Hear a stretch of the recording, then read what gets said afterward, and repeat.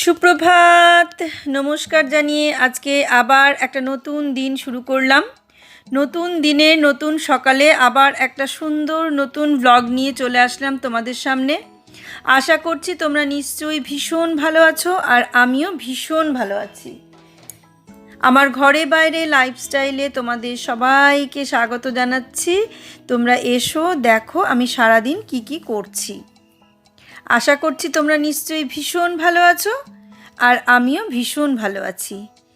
এই যে সকালবেলায় প্রতিদিন আমি বেরোই, সেটা যদি অনেক সকাল হয় তাহলে হয়তো ভীষণই ভালো লাগে, মোটামুটি ভালো লাগে, কিন্তু এখন এই গরমে আমি বাইরে বেরোতে পারছি না।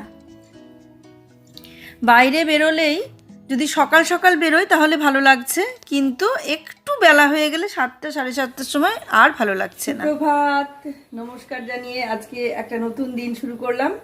নতুন দিনে আবার সকালে একটা সুন্দর ভাগ নিয়ে চলে আসলাম। আজকে বুধবার, আজ রামনবমী। সকলকে আমার রামনবমী শুভেচ্ছা জানিয়ে নতুন দিনটা শুরু করলাম।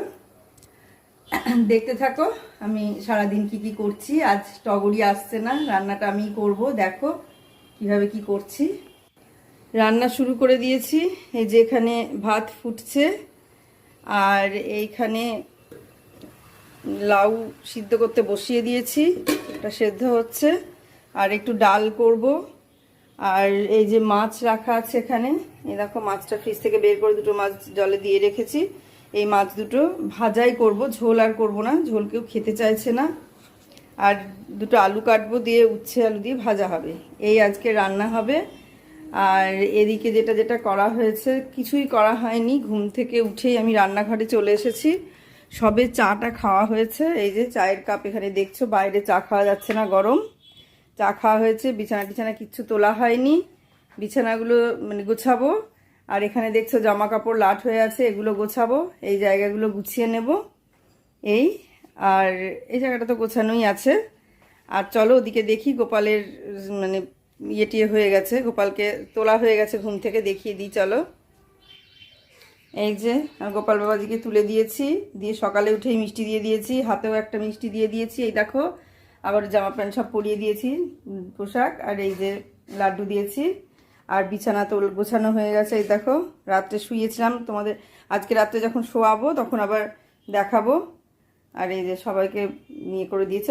পুজো পুজো করবো, যখন স্নান করে পুজো করবো তখন আবার ফুল টুলগুলো পরিষ্কার করব। দেখতে থাকো, আমি শুরু করে দিই আমার কাজ। আর এই ঘরও গুছানো নেই, এই ঘরটাও গুছিয়ে ফেলবো। এই যে ডাইনিংটাও গুছিয়ে ফেলবো, ডাইনিংটাও গুছানো নেই, দেখো কি অবস্থা হয়ে আছে সব। এগুলো সব গুছিয়ে ফেলবো। দেখতে থাকো, আমি আমার কাজ শুরু করে দিই। শুরু করে দিলাম যুদ্ধ, রান্নাঘরে যে যুদ্ধ চলে আমাদের সেই যুদ্ধ। তবে হ্যাঁ, একদিন এই অনেক দিন ধরে একটানা আমি রান্না করছি না, মাঝে সাঝে হয়তো কিছু একাধটা করছি, এই তাছাড়া পুরো রান্না আমি করছি না, কারণ সম্ভব হচ্ছে না আমার পক্ষে। টগরি এসে যা করে দিচ্ছে তাই। আর আজকে টগরি আসতে পারেনি, শরীরটা খারাপ আর প্রচণ্ড গরম। আমি বললাম ঠিক আছে, ও যখন বললো পারবো না, আগের দিনই বলে দিয়েছিল, তো আমি বললাম ঠিক আছে আমি করে নেব, কারণ সবজি কেটেই রেখে গিয়েছিল, সেই জন্য আর অসুবিধাটা হয়নি। তবে এই গরমে রান্না তো হচ্ছে না, উদরপূর্তির জন্য যেটুকু দরকার সেইটুকুই হচ্ছে। তা আমি তো উচ্ছে আলু ভাজা, লাউ এগুলো রান্না করলাম। মাছটা ভেবেছিলাম যে আমি ভেজেই রাখবো, কিন্তু তবুও একটুখানি মশলা দিয়ে মাছটা করলাম। ভাবলাম হয়তো করি একটু, শুধু মাছটা ভেজে রেখে দেবো, এরকম ভাবলাম, ভেবে মাছটা করলাম। কিন্তু কি হলো বলো তো, ডাল দিয়েই খেয়ে নিল, মাছ ঝোল আর খেলো না, মাছটাই শুধু খেলো তুলে নিয়ে। তো এই দুদিন ধরে দেখছি এরকম ঝোল খাচ্ছে না, ঝোল থেকে মাছ তুলে নিয়ে খাচ্ছে, শুধু ডাল দিয়ে খেয়ে নিচ্ছে। কদিন ধরে রান্নাও সেই রকমই হচ্ছে, অতিরিক্ত গরম পড়ায়। আর এই গরমটা শুধু আমার একা না, প্রত্যেকেরই মনে হয় লাগছে। আর সব জায়গায় এই একই রকম গরম পড়ছে। আমি আর নতুন করে কি বলবো, গরম গরম গরম, যখন যে ওয়েদার তখন সেটাই হবে। কিন্তু রান্না করতে হবে, খাওয়া দাওয়া করতে হবে, সবই করতে হবে। তো এত কষ্ট করে রান্না করার পর যদি সেটা টেস্ট না হয় বা খেতে ভালো না লাগে বা কেউ যদি কিছু না বলে, তাহলে দেখবে মনটা একটু খারাপই হয়ে যায়।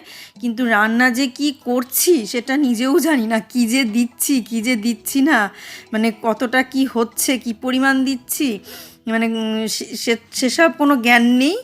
বললাম তো, উদরপূর্তির জন্য যেভাবে করা হয় সেভাবে করে যাচ্ছি। ওই টগরি এসে করে দিয়ে চলে যায়, তাই না হলে এইরকমই চলতে থাকতো। তা কী যে টেস্ট হয়েছে কি না হয়েছে আমি কিচ্ছু জানি না, কারণ আমি রান্না করা সবজি একটাও খাইনি।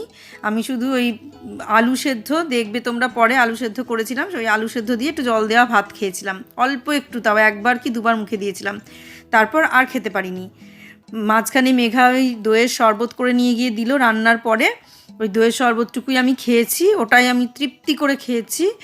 সত্যি কথা বলতে কি, মানে এতদিন ধরে বিয়ে হয়েছে, নিজের এই দুটো তিনটে মানুষ ছাড়া, মানে বর ছেলে ছাড়া, কেউ কখনো এরকম কষ্টের পরে একটা আরামদায়ক জিনিস কেউ কখনো দেয়নি, এটা সত্যি কথা।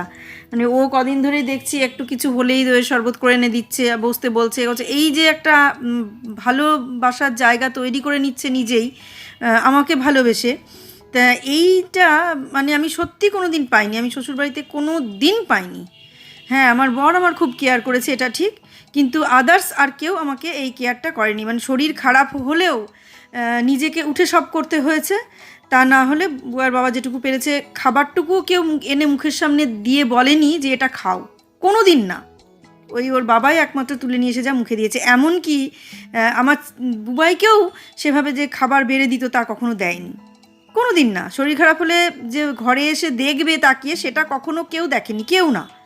আমি বিয়ের পরে মা বাবা ছাড়া আমি মানে জানতেই পারতাম না যে আমার শরীর খারাপটা কিভাবে হতো আর কোন দিক দিয়ে মানে ঠিক হয়ে যেত। এরকম দিন আমার গিয়েছে, দিনের পর দিন। আজকে হয়তো এই কথাগুলো শুনলে গল্প মনে হবে, বা যারা এই কাজগুলো করেছে আমার সঙ্গে তারা যদি শোনে, তারা হয়তো ভাববে যে হ্যাঁ এগুলো মিথ্যে কথা বলছে, বা কেন বলছে এগুলো সোশ্যাল মিডিয়ায় কেন বলছে। কিন্তু না, কিছু কিছু কথা না মুখ দিয়ে বেরিয়ে যায়, কিন্তু হ্যাঁ সেগুলো মনে রাখতে গেলে সংসার চলে না। তবে দীর্ঘদিন অত্যাচারিত তো, সেই কারণে কিছু কিছু কথা মুখ দিয়ে বেরিয়ে যায়, কিন্তু মনে রাখিনি। মনে রাখলে সত্যিই সংসার চলে না, মনে রাখলে কিছুই হয় না, কিন্তু যখন কথা আসে আবেগে, তখন কথাগুলো বেরিয়ে যায়। তা যেটা বলছিলাম, যে রান্না করার পরে যদি কেউ প্রশংসা না করুক, মানে প্রশংসা না করুক কিন্তু নিন্দেও যেন কেউ না করে, এটাই বলতে চাইছি। হ্যাঁ, আমার কোন জায়গাটা খারাপ সেটা একটু বলুক, যেটা হয়েছে সেরকম বললে ঠিক আছে, কিন্তু খাওয়া দাওয়ার পর খেয়ে টেয়ে নিল, খাওয়াটা বাদ দিল না, সে খাবারটা খেয়ে নিল কিন্তু ফেলে দিল না বা ঘুরিয়ে দিয়ে গেল না তোমাকে, কিন্তু সে মুখ দিয়ে তার একটা বাক্যও বেরোলো না যে জিনিসটা কেমন। এই রকম হলে পরে সত্যিই মুশকিল হয়, খুব খারাপ লাগে, মনের মধ্যে খুব কষ্ট হয়, কারণ তুমি গরমে কষ্ট করে রান্না করছো তাকে ভালোবেসে খাওয়ানোর জন্যে, কিন্তু সেক্ষেত্রে যদি তার মুখ দিয়ে একটা বাক্যও না বেরোয়, তোমার সত্যিই মন খারাপ হবে। আবার দেখবে কোনো অনুষ্ঠান বাড়িতে খেতে যাও, কিছু কিছু মানুষ থাকে সমালোচনা করার জন্যই তারা যেন জন্মায়, তারা উল্টোটা ভাবে না যে আমি এত খাটনি করে, এত একজন মানুষ আমার জন্য এত ভালোবেসে আমাকে আপ্যায়ন করে ডেকে নিয়ে এসে একটা রাতের জন্য লাখ লাখ টাকা খরচ করছে, ভালো ভালো ক্যাটারিং নিয়ে এসে, ভালো ভালো শেফ নিয়ে এসে রান্না করাচ্ছে আমাদের খাওয়ানোর জন্যে, কারণ সে তো কোনো কিছু ত্রুটি রাখছে না, কাজেই তাকে ধরে বলে তো কোনো লাভ নেই, সে তো ভালোবেসেই আমাকে দিচ্ছে। সেই জন্যে আমার মনে হয় কোনো অনুষ্ঠান বাড়িতে খেতে গিয়ে সমালোচনা না করে তার প্রশংসা করে আসাই ভালো। হ্যাঁ, হয়তো হতে পারে রাঁধুনি হয়তো সব দিন সমান রান্না করে না, এক আধ দিন হয়তো করে, কিন্তু সেই রাঁধুনির নিন্দাটা করলেও যে বাড়ির মালিক, যে খাওয়াচ্ছে, যে খরচ করছে, তার ভেতরে কষ্ট হয়।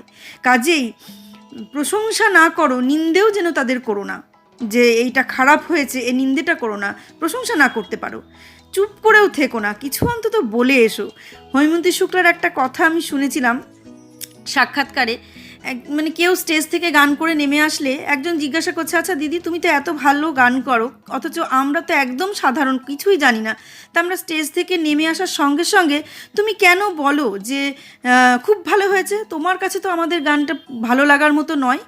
এই যে একটা কথা বললে, তখন হৈমন্তী শুক্লা বললো, আমি যদি বলি যে ভালো হয়নি, তোমাদের মন খারাপ হয়ে যাবে, তোমরা গান গাওয়ার উৎসাহটাকে হারিয়ে ফেলবে। হ্যাঁ, আমি আজকে তোমাদের ভালো হয়েছে বলবো, তবে তোমরা গান গাওয়ার উৎসাহটা পাবে, তারপরে কোন জায়গাটায় একটু গণ্ডগোল আছে সেই জায়গাটা ধরিয়ে দিয়ে তোমাকে শিখিয়ে দেব, তখন তুমি বুঝতে পারবে যে তোমার কোথায় ভুল ছিল, আরও কতটা ঠিক করতে হবে। তা এটা ভালোবেসে পরে করতে হবে। তুমি সঙ্গে সঙ্গে নেমে আসলে, সঙ্গে সঙ্গে তোমাকে যদি ফিডব্যাক দিই ভালো হয়নি বা এটা আরেকটু ভালো করতে পারতে বা এটা এরকম করতে, তাহলে তোমার সেই মুহূর্তে মানসিক দিকটা খারাপ হয়ে যাবে। যেমন যখন অতিরিক্ত রাগ হয় তখন যদি তুমি কারোর সঙ্গে ঝামেলা করতে যাও, তাহলে কি হবে, তোমার মুখ দিয়ে উল্টোপাল্টা অনেক ভাষা বেরিয়ে যাবে। কিন্তু সেই রাগটা থিতানোর পরে যদি তুমি তাকে বলো, তখন দেখবে তোমার সেই উল্টোপাল্টা ভাষাটা বেরোবে না, হয়তো বা বলতে ভুলেই যাবে। আবার যদি বলো তবে তখন তাকে ভালোভাবে হয়তো কথাটা বলবে। তা এই কথাটা হৈমন্তী শুক্লা বলেছিল সেই সাক্ষাৎকারে। তা এই কারণে মানে আমারও এটা ধারণা যে যে মুহূর্তে যে মানুষটা খাওয়াচ্ছে বা করছে কাজটা, সেই মুহূর্তে তাকে ফিডব্যাক দেওয়া, তার প্রশংসা করা উচিত। কারণ সে যথেষ্ট তার পরিশ্রম করছে, যথেষ্ট ভালোবেসে করছে, যথেষ্ট টাকা পয়সা খরচ করছে, আর ভালোবাসছে বলে আমাদের আপ্যায়ন করছে। তা এই হলো ব্যাপার। আমি এই গরমে রান্না করতে করতে অনেক কথা বলে ফেললাম, কারণ এতটা গরম সহ্য করতে পারছি না। অনেক ক্ষেত্রেই হয়, কিছু মানুষ এই জিনিসটা করে, তারা যেন সমালোচনার জন্যই জন্মায় আর কি। দেখবে খেয়ে নেবে তারা খাবারটা, সমস্ত খাবারটা খাবে, দেখা গেল তারাই হয়তো সবচেয়ে বেশি খাবারটা খাচ্ছে, অথচ পেছনে এসেই বা পরক্ষণেই তারা বলবে, ইস এত ঝাল করেছে, বা একটু ঝাল হয়নি, একদম মিষ্টি, আমরা এই ধরনের খাবার খাই না, আমার ভালো লাগে না, একটুও ঝাল হয়নি। আবার যারা ঝাল খায় না তারা বেরিয়ে এসে বলবে, ইস কি ঝাল হয়েছে, কিচ্ছু খেতে পারলাম না। আবার বলবে মাটনটা সেদ্ধ হয়নি, সব ভালো, ওই মটনটা সেদ্ধ হয়নি। আবার দেখা গেলো সবই ভালো, সেদ্ধ হয়েছে, রান্না ভালো, সব ভালো, তখন বলবে পরিবেশনটা ঠিকঠাক হলো না।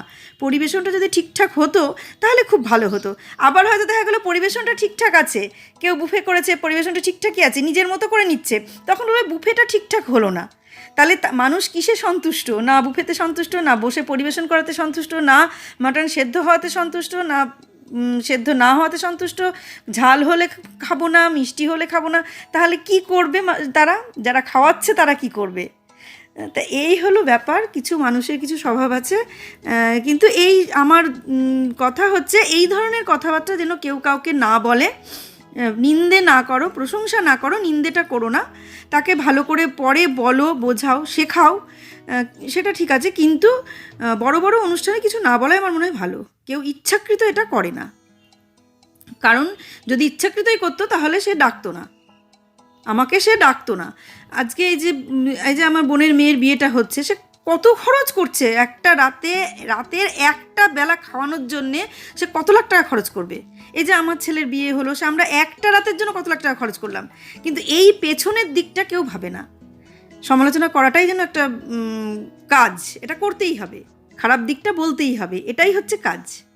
যাই হোক, এই কথাটা বলতে বলতে আমি অনেক কথা বলে ফেললাম। কিন্তু মানুষ যদি একটু বোঝে তাহলে কোনো অনুষ্ঠান বাড়িতে গিয়ে কখনো বলবে না যে রান্না ভালো হয়নি বা খেতে ভালো লাগলো না, এটা না ওটা না, কোনো সমালোচনা করবে না, নিন্দে করবে না। আবার কারোর বাড়িতে খেতে গিয়েও বলবে না যে এটা অমুক, সেটা অমুক, তো সেটা অমুক, এরকম বলবে না। কারণ তোমার মুখের সাথে তো সে জানে না, সে তো তার মুখের সাথেই রান্না করছে।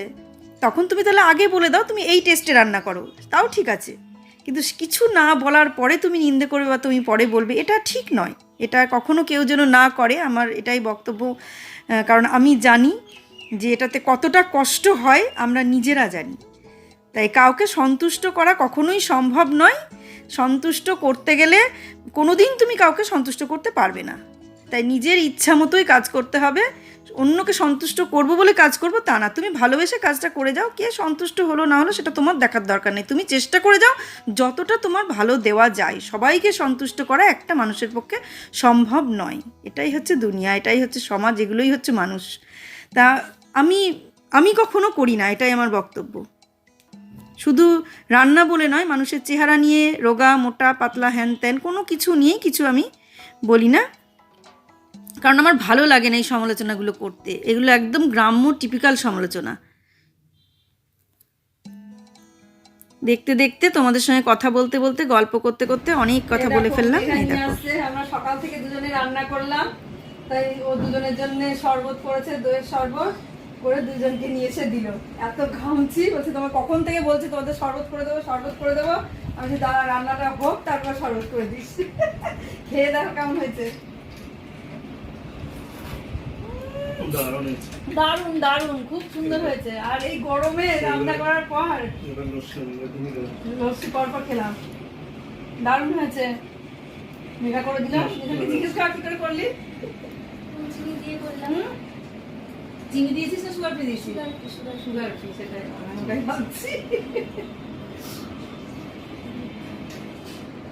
এবার বিছানা তুলবো, তারপর গোছাবো। এবার মেঘা খেয়ে নি, ও খাইনি এখনো কিছু, খেয়ে নিচ্ছি তাহলে। এই দেখো আলু সেদ্ধ করে নিয়েছি, ওই দিয়ে আমি দুটো জল দেওয়া ভাত খেলাম। আর এই যে যেটা বলছিলাম যে জীবনে কখনো এই এই আদর, এই ভালোবাসাটা আমি কখনো পাইনি। ও যখন হাতে করে এই গরমের সময় নিয়ে এসে দেয় না, আমার চোখ দুটো ছলছল করে ওঠে, মানে বুকের ভেতরটা এতটাই আপ্লুত হয়ে যায় যে না সত্যি ঈশ্বর বোধহয় এক সময় পাইনি বলেই বোধহয় এই সময় দিচ্ছে, এটা হয়তো তাই। তো সত্যি কথা, আমাকে কোনো দিন কেউ ভালোবেসে এইভাবে মানে ভালোবেসে দেয়নি, আমার কষ্ট বুঝে যে গিয়ে সেটা করবে এটা কখনো কেউ করেনি। এই প্রথম আমি পাচ্ছি ওর বিয়ে দিয়ে ও আর মেঘা আসার পরে। এই গরমে তো কতদিন হয়ে গেল আমাকে এই শরবত করে করে দেওয়া, এর আগেও দিয়েছে, আজও দিচ্ছে। যে কষ্টটা বুঝে এগিয়ে আসছে, এইটা হচ্ছে সবচেয়ে বড় পাওয়া। এই পাওয়াটা আমি সত্যি কখনো পাইনি, এতদিন শুধু করেই গেছি সবার জন্য, কিন্তু পাইনি। তা এখন পাচ্ছি, এটা হয়তো ঈশ্বর উপরওয়ালা চাইছে তাই পাচ্ছি, সেইটাই মানে ব্যাপার। আর এই যে দেখো ভীষণই তো ভালো লাগে এরকম পেলে। আর এই যে পেঁয়াজ, আর মেঘা পেঁয়াজ ভেজে রেখেছিল, সেই পেঁয়াজ ভাজা দিয়েই আমি আলু সিদ্ধটা মাখলাম। আর পেঁয়াজ কুচিয়ে নিয়ে একটু ডিম ভেজে নিয়ে ওই দিয়ে সামান্য কটা জল দেয়া ভাত, খুব কষ্ট করে আমি জল দেয়া ভাত কটা খেলাম, মানে একটুখানি খেলাম, খেতে পারছিলাম না, জোর করে ওইটুকুনি খেলাম, কিচ্ছু খেতে পারছি না। ওই দইয়ের শরবতটা আমি খুব তৃপ্তি করে খেয়েছি। আর এই দেখো ডিমটা ভেজে নিয়ে এই করে আজকে এই সবারই এই গরমে কষ্ট হচ্ছে, জল দেওয়া ভাত এই গরমে সত্যি ভালো লাগে খেতে, কিন্তু আমি সেটুকুও খেতে পারলাম না। তবে বড়া একটু মুসুরির ডালের বড়া ভেজে নিলে পেঁয়াজ দিয়ে আরও বেশি ভালো লাগতো। আর এমনিতেও আমি জল দেওয়া ভাতটা খেতে ভীষণ ভালোবাসি, আর তার সঙ্গে একটু পোস্ত বাটার একটু আলু পেঁয়াজ ভাজা হলে আরও ভালো। তা ভাবছি আজকে পোস্তটা, আজকে তো পোস্ত বাটা দিয়ে আর আলু পেঁয়াজ ভাজা দিয়ে একটু খাবো, কবে খাবো জানি না, দেখা যাক কবে খাওয়া যায়।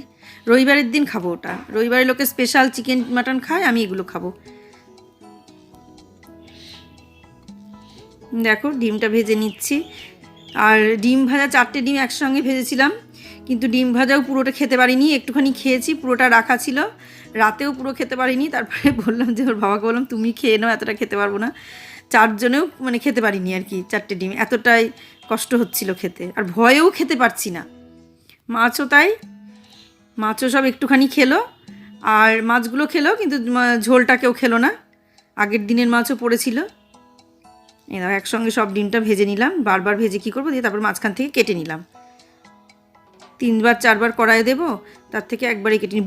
বসে থেকে রান্না করেছি আর একটু করে বসে থেকেছি, একবার করে রান্না করছি আর একবার করে বসে থাকছি, এই করে করে রান্নাটা কমপ্লিট করেছি। এই যে মাঝখান থেকে কেটে নিয়ে তারপরে উল্টে দিয়েছি, কারণ অতটা আমি একসঙ্গে উল্টাতে পারবো না।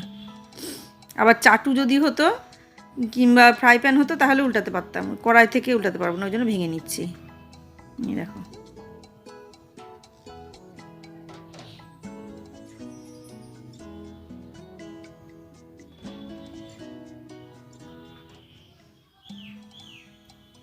ডিম ভেজে নিয়ে আর ওই জল দেয়া ভাত, বুবাইয়ের বাবাও একটুখানি খেলো, বললো একটু খাই দেখি কেমন লাগছে খেতে, খেয়ে বললো না খারাপ লাগছে না, ভালোই লাগছে। আর আলু সিদ্ধটা দিয়ে আরও বেশ সুন্দর লাগছে, আমি আলু সিদ্ধ দিয়ে কখনো খাইনি, সেদিন মেঘা খেলো বলে আমি দেখে খেলাম। আজ আমাদের রান্না হয়েছে, আমি সকাল থেকে রান্না করলাম, কি কি রান্না করলাম সেটা তোমরা দেখতেই পেলে, তবু আর একবার দেখিয়ে দিই। এখানে হয়েছে মাছ, ওই পোনা মাছ নিয়ে এসেছিলো, ওটাকে পোস্ত দিয়ে আর পেঁয়াজ রসুন দিয়ে করলাম। আর এটা হচ্ছে ওই মিষ্টি কুমড়ো, ওই খোসা শুধু সেই ছোটো করছি মিষ্টি কুমড়োগুলো হয় কাঁচা, সেইগুলোর সঙ্গে আলু দিয়ে একটা সবজি। আচ্ছা, আর এখানে হয়েছে উচ্ছে ভাজা, উচ্ছে দিয়ে আলু দিয়ে ভাজা। সব রান্নায় দেখলে আমি করলাম সকাল থেকে। এটা হচ্ছে মুসুরির ডাল, আর এখানে হচ্ছে লাউ, বড়ি দিয়ে লাউ। আর এই মুসুরির ডালটাও তো দেখালাম, টমেটো দিয়ে মুসুরির ডাল। এই পর্যন্ত আজকের মানে রান্না হলো। আর আমি যেটা খাবো সেটা হচ্ছে ডিম ভাজলাম এক্ষুনি দেখলে, ডিম ভাজা আর পেঁয়াজ ভাজা দিয়ে আলু সেদ্ধ, তার সঙ্গে জল দেওয়া ভাত, কাঁচা সর্ষের তেল, কাঁচা লঙ্কা, কাঁচা পেঁয়াজ। এই হচ্ছে আমি খাবো দুপুরবেলায়। এটা আমার ইচ্ছা হয়েছে খেতে, তাই। এখন দুপুরবেলা মানে মোটামুটি রান্না হয়ে গিয়েছিল। রান্না হয়ে যাওয়ার পর আমি একটুখানি রেস্ট নিলাম। দেখলে তো মেঘা দই শরবত করে নিয়ে গিয়ে দিল। তারপরে আমি এখন উঠে একটুখানি ডিম ভাজলাম আর আলু সেদ্ধটা মাখলাম। ও আলু সেদ্ধর পেঁয়াজটা ভেজে রেখেছিল মেঘা, আর আমি আলু সেদ্ধটা মাখলাম। তাই আমি হচ্ছে এই আলু সেদ্ধটা দিয়ে ডিম ভাজা দিয়ে ভাতটা খাবো, জল দেওয়া ভাতটা খাবো। ওটা জল দেওয়া ভাত খেতে আমার ভীষণ ভালো লাগে। আর এখন তো কিছুই খেতে পারছি না, সকালে তো শুধু ওই দইয়ের শরবতটুকুই খেয়েছি, আর কিচ্ছু খাইনি। এখন জল দেওয়া ভাতই একটুখানি খাবো, খেতেও পারি না আমি বেশি। যাই হোক, যেটুকু হোক খেতে তো হবে, সেই কারণে খাবো। বাঁচতে গেলে একটু কিছু খেতেই হবে। আর এখন এই টাইমটা সবজি সেদ্ধটা খেতে একদম ইচ্ছে করছে না, সেই জন্য কোনো রকম সবজি সেদ্ধ খাচ্ছি না। যা খাচ্ছি হয়তো 1 গ্লাস ভাত, সেটুকুই খাচ্ছি। তা তোমরা দেখলে আমি কি কি করলাম। তোমরা এইভাবেই আমার পাশে থাকো, সবাই যেভাবে আমার পাশে আছো সেইভাবেই আমার পাশে থাকো, আমাকে সাপোর্ট করো। আরো বেশি বেশি করে আমার ভিডিও দেখো, আমাকে লাইক করো। ভিডিও যদি ভালো লাগে তাহলে তোমাদের পরিবার পরিজন আরো বন্ধুদের সঙ্গে শেয়ার করে দাও, যাতে আমি একটু এগিয়ে যেতে পারি। তোমরা আছো বলে আমি এইভাবে একটু একটু করে সামনের দিকে এগোচ্ছি। এখনো ছেড়ে দিতে হয়নি, কি না হলে আমাকে ছেড়েই দিতে হতো, হয়তো আমি পারতাম না এইভাবে এগোতে। তো তোমরা সত্যি আমার পাশে আছো, আমাকে সাপোর্ট করছো, আরো সাপোর্ট করো, আরো অনেক অনেক সাপোর্ট করো। সবাই ভালো থাকো, সুস্থ থাকো, সাবধানে থাকো। সামনের দিন একটা সুন্দর ব্লগ দেখার অপেক্ষায় থাকো। আজকে আসছি তাহলে।